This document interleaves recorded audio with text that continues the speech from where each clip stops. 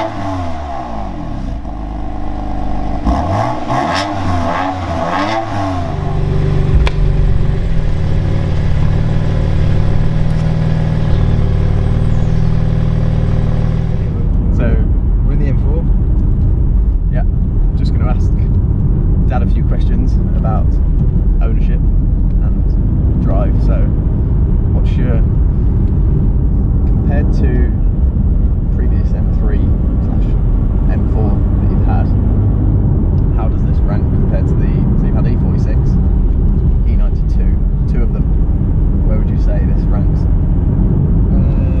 Probably, I don't know actually, E46 definitely, actually that's easy, that's my favourite one. Yeah, for what reason?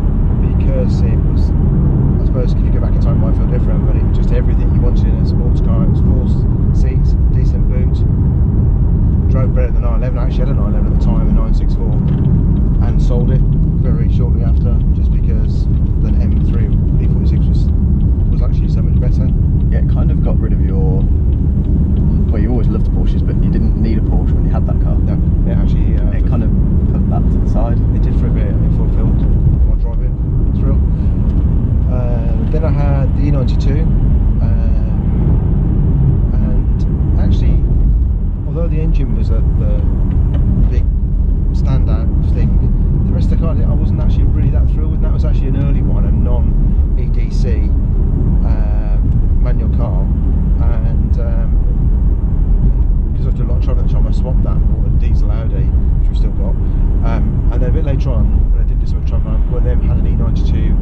DCT competition packet, so it had the DC, and that was night and day compared to the previous E92. So do you think that was the chassis in terms of the EDC, the competition pack, or was it the gearbox? Because the gearbox didn't make it.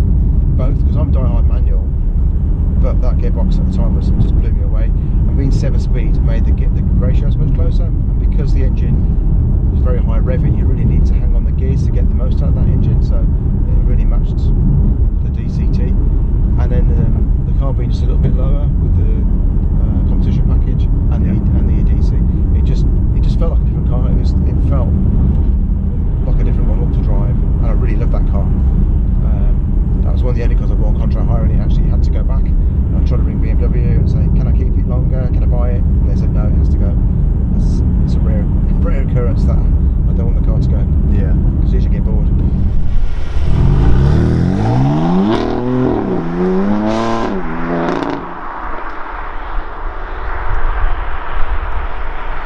So then where does this sit in terms of, so you've had, this is your fourth M3, M4. Yeah. So what's this got going for it in comparison? I think it's a much better fit and finish. I love the interior, I love the way it looks. I think it's the best looking of all of them. But the engine doesn't sound quite so good, and because they've made it turbocharged, it actually has quite a bit of lag, relative lag, but then actually too much torque. If I could change anything about it, I'd drop the power down at slow RPM, which sounds a bit mad, but it makes it a real handful in the wet. You only have to breathe on the throttle, and then there's just a fraction of before the turbos come in, and then the next thing you know, the wheels spin, the traction lights on, and it just feels like the traction lights on all the time, even when you're driving just from A to B, not going for it in any kind of way. Yeah. And that kind of dampens the car a little bit. And then a couple of times it's actually stepped out on the corner when I've just been pootling around, not driving in any spirited way at all. And I just find it in the winter months when it's all damp and wet and cold, it just makes me feel nervous. So that's the biggest negative about it. On the plus side, if you do get a really grippy road, the tyres are all warm, my god, it's fast. Yeah. And it does kind of squirm down the road and twitch around a little bit as it goes, and that's very exciting. Yeah. So it's a bit of a trade-off. The rest of it is absolutely lovely, and the big difference between this and an E92 is actually fuel.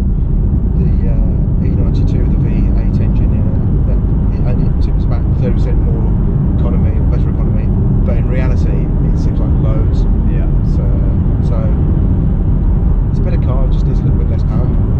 Or more traction. Or more traction. Probably could do with four-wheel drive like the M5, but that's a big no-no. But the new M5's got four-wheel drive. I think if you just had a bit of power going to the front and just took away the scariness, and you could have traction every day, it'd be amazing.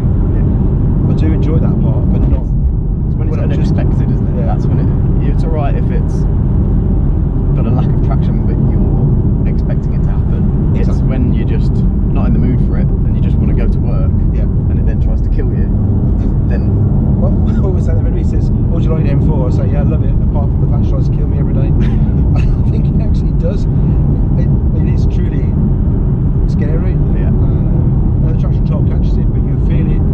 It just twitches maybe a half an inch or an inch, but it's enough to put your heart in your mouth, and then you just feel slightly uneasy with it.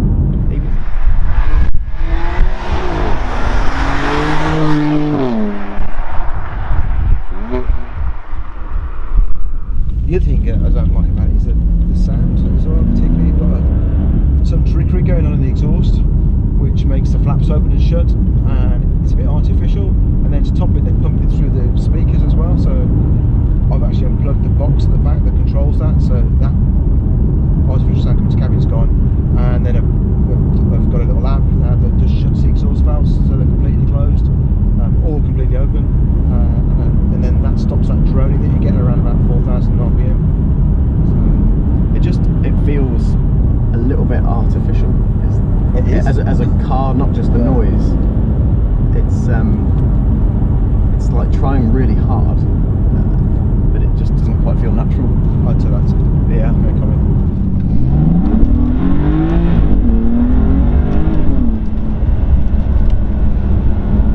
They reckon the competition package makes a difference, which if it did have the difference that on the E92, then I can imagine that it would be a much better car.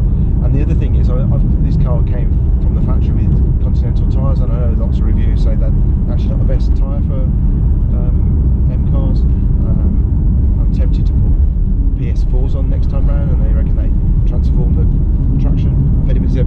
driven back to back between the two, I'd like to know, because it's tractions really just make you laugh though. Yeah. A nervous laugh. A nervous laugh. On a test drive one, the salesman said we call it the smile machine. It does. It's that thing, isn't it, that Clarkson said, when do you feel most alive? Just before you're about to die. And this makes you feel like that every day. It's a Widowmaker, isn't it? It's like an old 911.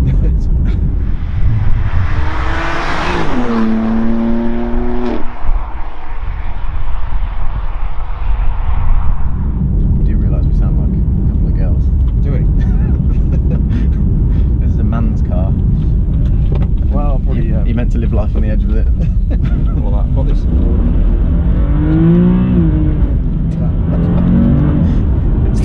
That's with the traction lights on, traction control on. You can't drive it. And that's the road's dry, I'd say. Probably the tyres are a bit wet, but it's only a touchdown. It's 9 degrees, so it's not freezing cold. You weren't trying to steer into that or anything. It just throws itself with a slight camber.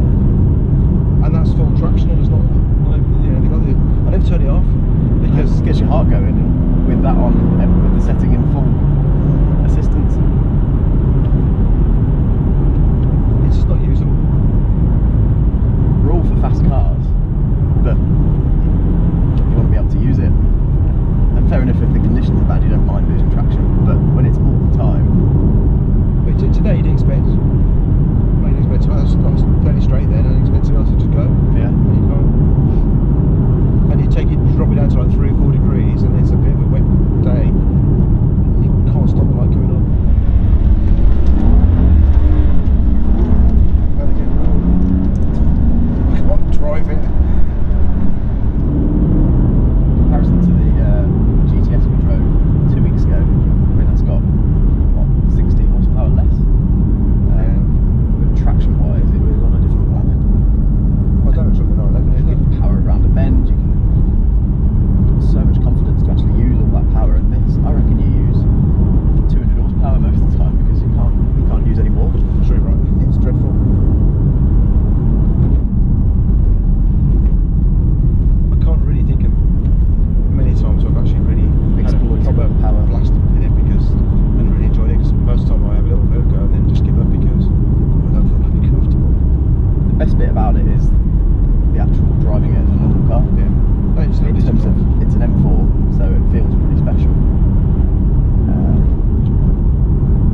Looks amazing, feels amazing in terms of quality and everything, but it just disappoints you that little bit when you try and have a proper drive. That is fair.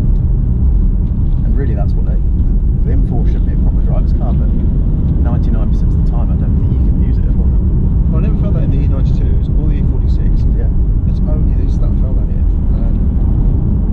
And I think it's just because it's turbocharged, it's just got too much power at the bottom of the rev range. Okay, so we made it back. Just, I think it tried to kill us about 11 or 12 times, but so to conclude, I do feel like we've been potentially a little bit negative about the M4, but that's our honest opinion of the last couple of years. But I guess the best thing about the M4 is it does make you feel alive, because it genuinely tries to kill you a lot of the time, which puts a smile on your face and does get your heart racing, so I guess that's a plus. But that also then is kind of a negative, because it does it when you're potentially least expecting it, so you do have to have your wits about you. So it's a proper man's car, and maybe that doesn't suit us, but yeah, that's our opinion on it. Hope you liked it. Subscribe if you want to see the next video, give a thumbs up if you like this one, and we'll see you soon.